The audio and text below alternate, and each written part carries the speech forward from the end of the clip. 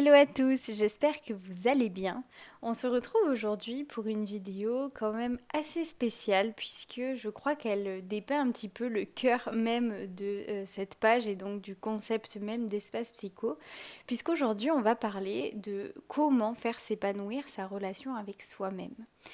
Et pour le coup, si vous nous suivez sur les réseaux sociaux, notamment sur Instagram, vous savez que c'est vraiment la base en fait finalement de tout le reste, la base de nos relations avec les autres, la base de nos prises de décision, la base des choix que l'on fait pour notre avenir. Et donc c'est pourquoi pour moi c'est un point qui est absolument important à penser et à travailler. Du coup, si c'est des questions qui te parlent, je t'invite même, pourquoi pas spécialement aujourd'hui, à prendre une petite feuille, un petit carnet, ce que tu veux, et peut-être prendre un petit peu des notes pour pouvoir y revenir plus tard. Parce que ce qui est important de comprendre, c'est que quand on travaille sur soi, ça se fait pas forcément immédiatement avec un déclic spontané lorsque tu entendras certaines choses qui, je pense, te parleront. C'est ok de pouvoir y revenir par la suite et que sur l'instant il se passe pas forcément quelque chose. Mais du coup, libre à toi de faire ça. Et sur ce, on rentre immédiatement dans le vif du sujet. Nous mettons tous énormément d'énergie pour entretenir nos relations avec les autres.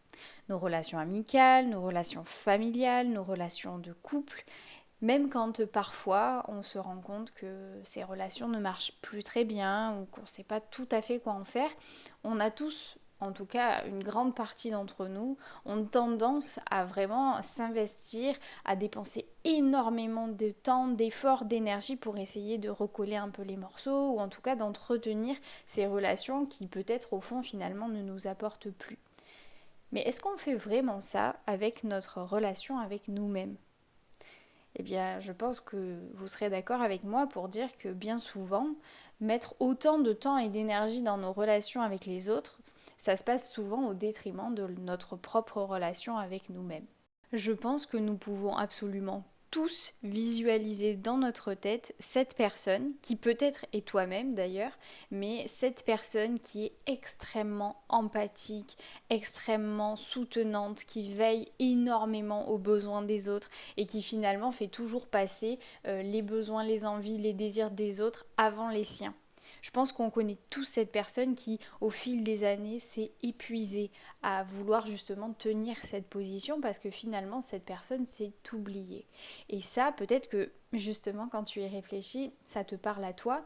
Peut-être que ça concerne quelqu'un de ton entourage. Mais du coup, si tu es spectateur de ça, tu te rends bien compte que finalement, eh bien, ça ne fera pas de toi une moins bonne personne de pouvoir finalement dire à un moment donné, stop, de dire ok, là j'ai besoin de prendre mon temps, de prendre du temps pour moi.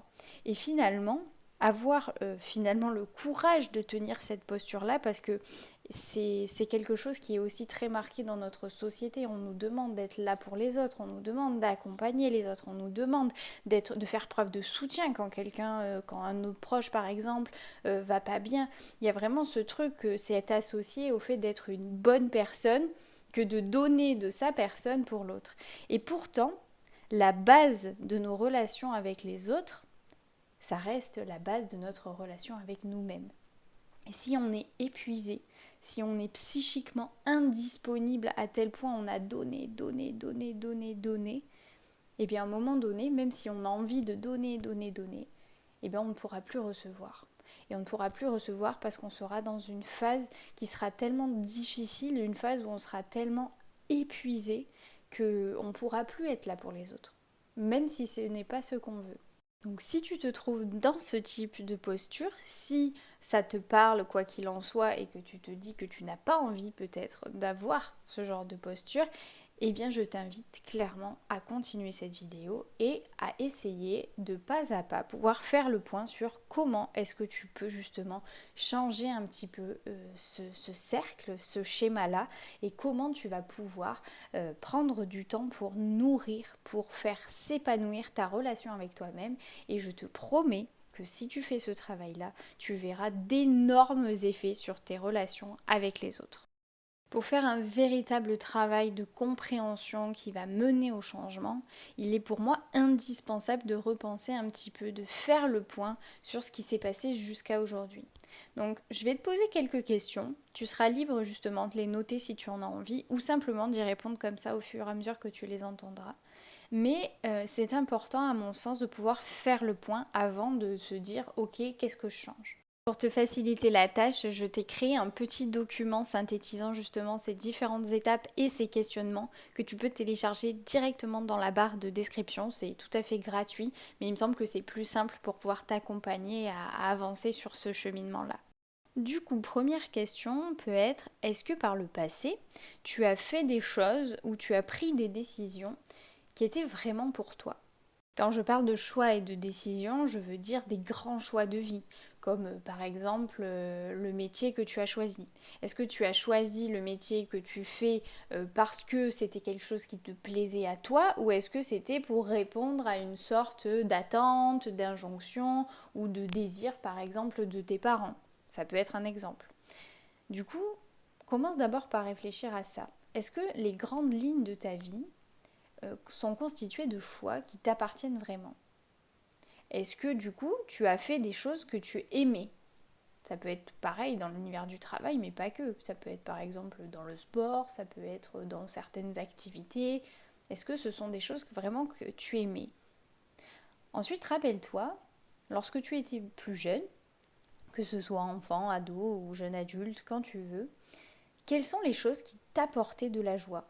Et quand je dis qui t'apportait de la joie, c'est vraiment, j'aimerais qu'avec moi, là, tout de suite, tu essayes de visualiser une ou plusieurs de ces choses-là qui te parleront à toi et pour lesquelles tu avais vraiment cette sensation dans ton creux du ventre au moment où tu allais les faire ou tu voulais les faire, qui vraiment t'apportait cette sensation de bonheur intense, vraiment presque d'euphorie en te disant «Ouah, je suis trop excitée d'aller faire ça».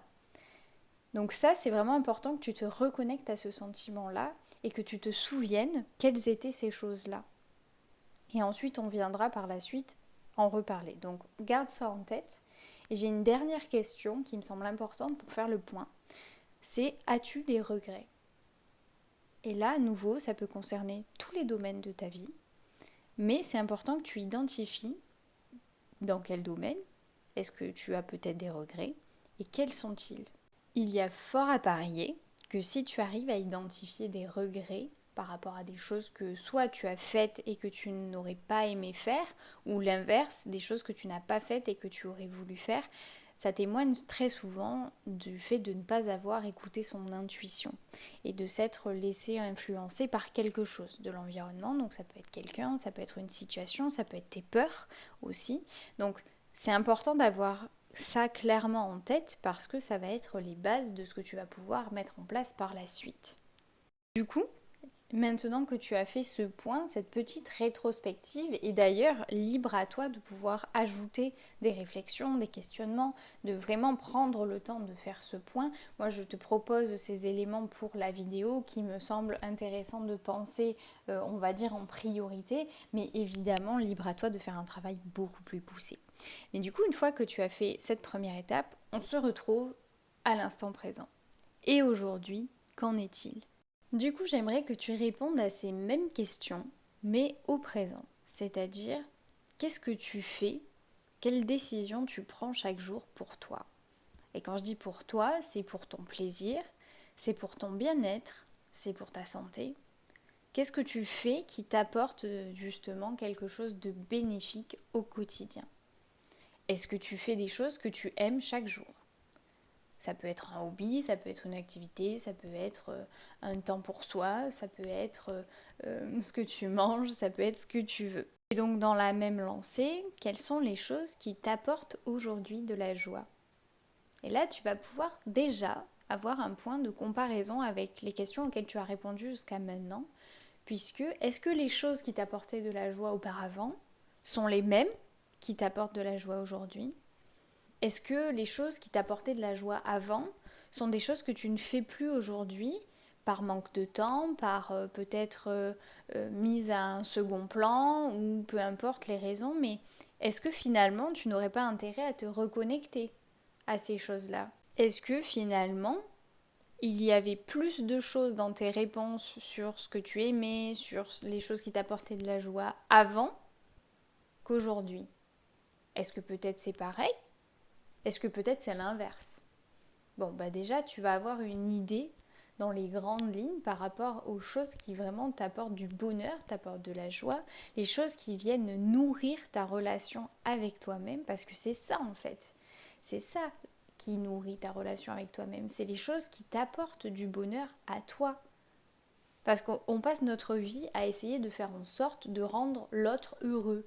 On lui rend des services, on fait en sorte de lui faire des petites attentions pour lui faire plaisir, on fait en sorte de respecter ses besoins, de respecter peut-être aussi ses limites, les choses qu'il a envie, pas envie. Mais quand est-ce qu'on fait ça pour nous en fait? Donc c'est vraiment important que tu puisses te poser en répondant à ces questions et du coup t'amener, une fois que tu auras répondu à ça et que tu auras un peu réfléchi, à qu'est-ce que tu voudrais changer. Quels sont les points là comme ça qui sortent du papier ou qui sortent de ta tête par rapport à ces réponses et qui te font te dire peut-être, bon, là il y a du travail, là il va falloir que je change certaines choses. Pour t'accompagner dans ce changement, je t'avais fait une vidéo que je te remets dans le petit dans la barre de description, justement pour t'accompagner à créer du changement dans ta vie. Mais pour cette vidéo-ci, on va se focaliser, on va dire, sur 3 grands piliers qui vont venir vraiment appuyer cette question de faire s'épanouir ta relation avec toi-même. Le premier et le plus indispensable à mon sens, c'est le pilier de la santé. Et par santé, j'entends la santé physique. Donc là-dedans, tu vas retrouver la question de ton corps. Donc, est-ce que tu portes assez d'attention à ton corps? Est-ce que tu le bouges suffisamment pour t'apporter justement ce dont il a besoin? Est-ce que tu le nourris suffisamment? Est-ce que tu le nourris assez bien, surtout? Est-ce que tu as des problématiques autour des addictions peut-être, de la cigarette, de l'alcool, peu importe. Et donc c'est important à ce moment-là de se demander quel changement tu pourrais mettre en place, par exemple dans ton hygiène de vie. Parce que finalement, la façon dont tu te sens dans ton corps aura nécessairement des répercussions sur eh bien, comment tu te sens dans ta tête. Puisque notre hygiène de vie, c'est vraiment la base. Et je sais que ça peut paraître très simple et je vous le dis très souvent dans plein de vidéos. Ça peut être des choses très très simples. Et on se dit, oui, on sait tous qu'il faut boire de l'eau, manger 5 fruits et légumes par jour, bouger son corps. Mais en fait, quand vous allez prendre le temps de faire ce geste-là pour vous, vous allez réaliser à quel point ça change absolument tout. Tout le reste est impacté par ces choix-là. Donc, c'est un premier point à mon sens qu'il est important de penser.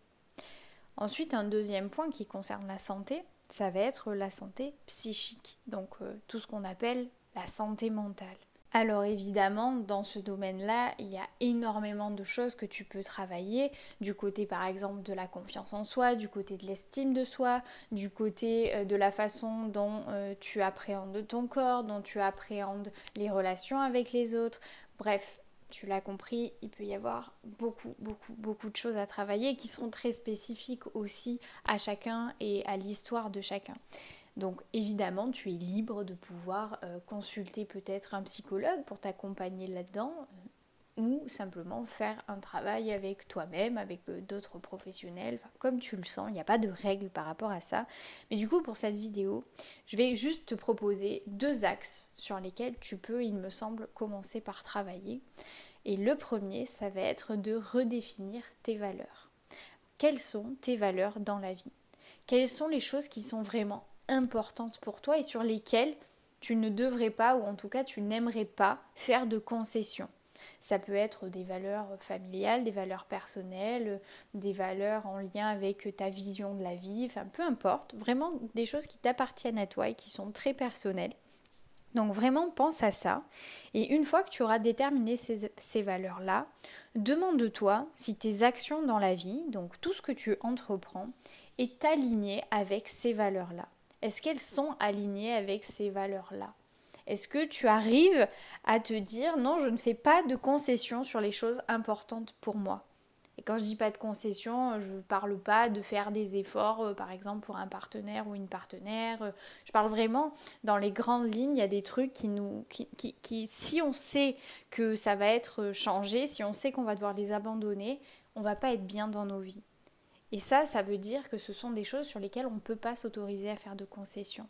Et c'est important d'avoir ces choses-là en tête et de se demander si du coup, est-ce qu'on honore ces choses-là de nous-mêmes ou pas. Donc ça, c'est pour moi un premier point que tu peux travailler et qui du coup est en lien avec un second, et un second dont on parle très très très régulièrement, notamment sur notre page Instagram, qui est d'apprendre à poser tes limites. Et alors là, c'est un travail que beaucoup redoutent parce que forcément, ça demande de se confronter à l'autre, mais ça demande surtout d'être en accord avec soi. Et poser ses limites, c'est pas être égoïste, c'est pas se dire que on se fait passer nous-mêmes tout le temps en priorité parce que c'est pas vrai, mais poser ses limites, c'est se respecter en fait. Et tu te doutes bien que si le respect c'est la base de toutes les relations avec les autres, le respect c'est aussi la base de ta relation avec toi-même.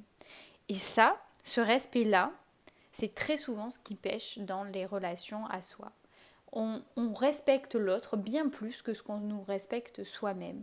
Puisque finalement, on respecte les avis de l'autre parce qu'on fait en sorte qu'ils nous impactent. On respecte parfois les choix des autres. On respecte tout ce qu'ils font. Et finalement, est-ce qu'on se respecte soi? Est-ce qu'on respecte ses propres choix? Est-ce qu'on respecte sa propre opinion, ses propres envies, ses propres valeurs? Je suis pas sûre que la réponse soit oui pour tout le monde et oui dans tous les domaines. Et moi la première d'ailleurs, sachez-le. Mais du coup, il me semble qu'apprendre à poser tes limites, c'est vraiment un énorme premier pas vers toi-même et vers le fait de mettre ta relation avec toi-même et de te remettre plutôt au centre de ta vie. Parce que quand on est enfant, par exemple, et je suis sûre que chacun d'entre vous peut visualiser ça, on n'avait pas du tout de mal à dire non. Mais alors pas du tout. Et je suis même sûre que nos parents pourraient tous dire quelque chose par rapport à ça, qu'on criait non, non pour faire quelque chose. Ces fameux trucs que parfois aussi on appelle les caprices. Bon, ça c'est un autre débat. Mais du coup, avant on n'avait pas de mal à dire non. Puis en fait, on a intériorisé des règles, des limites, des choses qui parfois ne nous appartiennent même pas, des choses qui nous ont été inculquées par la société, des bonnes manières, des trucs. Et finalement, on a beaucoup plus de mal à dire non qu'à dire oui. Et ça, c'est quelque chose qui me semble vraiment important de travailler. Ensuite, un deuxième grand pilier va être ce que moi j'appelle tes passions. Quelles sont tes passions dans la vie? Qu'est-ce qui te procure, comme on le disait tout à l'heure, en fait, cette immense sensation de joie quand tu le fais? Encore une fois, ça peut être une activité, une situation, ce que tu veux. Quelles sont tes passions? Et du coup, est-ce que tu fais assez de ça au quotidien? Parce que je suis presque sûre que certains d'entre vous vont me dire, vont répondre à cette question, du coup, ben non, je le fais des fois, de temps en temps, ponctuellement. Mais en fait, le fait de pouvoir faire quelque chose de nos passions, même si c'est juste un petit truc au quotidien, c'est vraiment quelque chose qui va apporter et envoyer un message à notre cerveau et un message de bien-être. Et donc c'est immédiatement quelque chose qui va changer notre condition, qui va changer notre humeur, qui va changer dans quel état d'esprit on se trouve chaque jour. Et du coup, tu peux te poser la question aussi, pour certains, je sais que ça peut être le cas, est-ce que ces passions sont en lien avec ton travail? Et c'est là aussi où se pose très souvent la question des reconversions professionnelles, des changements d'orientation, puisque finalement, il faut dire la vérité, pour la plupart d'entre nous, notre travail est ce qui nous prend le plus de temps dans la journée. On passe le plus de temps au travail que peut-être à la maison ou à faire autre chose. Et du coup, si tu ne retrouves pas quelque chose qui va venir nourrir profondément ta personne, nourrir profondément des choses qui sont importantes pour toi dans ton travail, on va se retrouver à un moment ou à un autre de quelque chose qui va se rapprocher de l'épuisement psychologique, qui va se rapprocher peut-être du burn-out, de la dépression. Et donc vraiment, on va se retrouver dans un état qui va être absolument difficile et donc pour sortir, on va passer par des étapes très complexes. Donc peut-être que c'est quelque chose qui te traverse en ce moment, c'est peut-être quelque chose qui te travaille justement, sur lequel tu te poses des questions. Et si c'est le cas, Je pense que c'est vraiment important que tu puisses repenser à tout ce qu'on a dit jusqu'à maintenant, sur tes valeurs, sur les choses qui te passionnent, qui t'apportent de la joie. Et de vraiment essayer de faire un point avec toi-même, en prenant ton temps évidemment, mais sur tout ça, parce que je pense que les réponses, on les a tous. Nos réponses par rapport à tout ça, on les possède tous. Mais il faut s'autoriser à les écouter. Et ça, c'est un autre travail. Et donc le dernier grand pilier que j'ai envie d'aborder dans cette vidéo, évidemment, ce sont nos relations. Et là, je vais te poser une question, une seule. As-tu l'impression d'être respecté dans tes relations? Et cette question, elle est dure, elle est difficile pour certains à entendre, parce que si tu restes dans une relation où l'autre ne te respecte pas, qu'est-ce que ça vient dire de la façon dont toi tu te considères et dont toi tu te respectes? Il y a fort à parier que finalement tu ne te respectes pas. Donc tu laisses l'autre ne pas te respecter. Donc ça, c'est le pilier, c'est la chose qui est indétrônable dans la façon de pouvoir travailler sur sa relation avec soi, mais du coup aussi avec les autres. Et ça, forcément, c'est à l'origine d'énormément de souffrance chez beaucoup de personnes. Donc pour moi, il me semble que la première question à laquelle il faut répondre, c'est celle-là. Et si la réponse est oui, ce qui est très bien, tu peux aller plus loin en te demandant est-ce que toutes les relations t'apportent vraiment du bonheur? Est-ce que tu as l'impression d'évoluer grâce à ces relations? Est-ce qu'elles te poussent vers le haut? Ou est-ce que tu as l'impression que oui, mais sous certaines conditions, ou non, mais parfois, ou bon.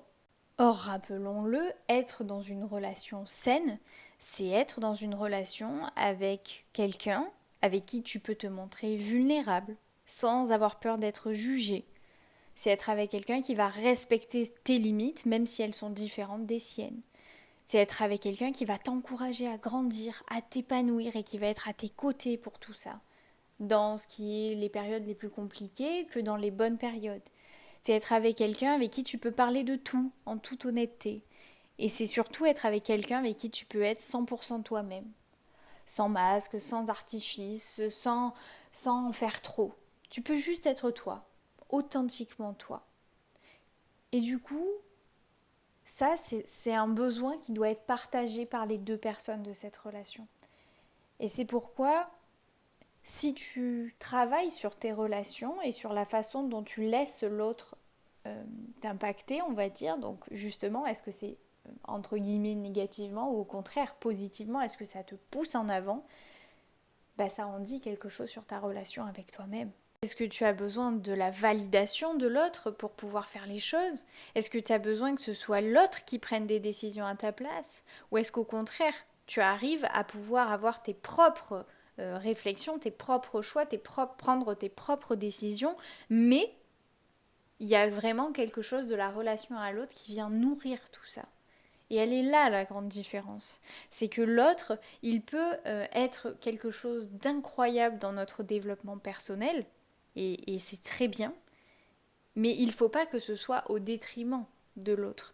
Ça ne peut pas être l'autre qui prend toute la place, parce que tu n'es pas l'autre, et l'autre n'est pas toi. Alors il me semble que c'est important de pouvoir travailler sur cette question des relations pour voir comment tu te positionnes par rapport aux autres, comment est-ce que tu laisses les autres rentrer ou non, comment tu les laisses décider ou non, comment tu les accompagnes, comment ils t'accompagnent et te soutiennent dans ce que tu peux proposer, dans ce que tu peux être, dans ce que tu peux t'autoriser toi à incarner. Est-ce qu'ils viennent vraiment soutenir ça? Je pense qu'on a fait le tour des grandes lignes que j'avais envie de t'apporter en fait aujourd'hui dans cette vidéo. Donc je vais m'arrêter là pour aujourd'hui. N'oublie pas que tu peux télécharger un petit guide que je t'aurais fait qui sera dans la barre de description pour pouvoir retravailler tout ça peut-être plus tard si tu en as envie. Et en tout cas, je te remercie d'être resté jusqu'au bout de cette vidéo et pour ta présence, votre présence de plus en plus nombreuse dans cet espace et j'en suis absolument ravie. Donc merci. Et sur ce, eh bien, je vous souhaite une très belle fin de journée et je vous dis à très bientôt dans une prochaine vidéo.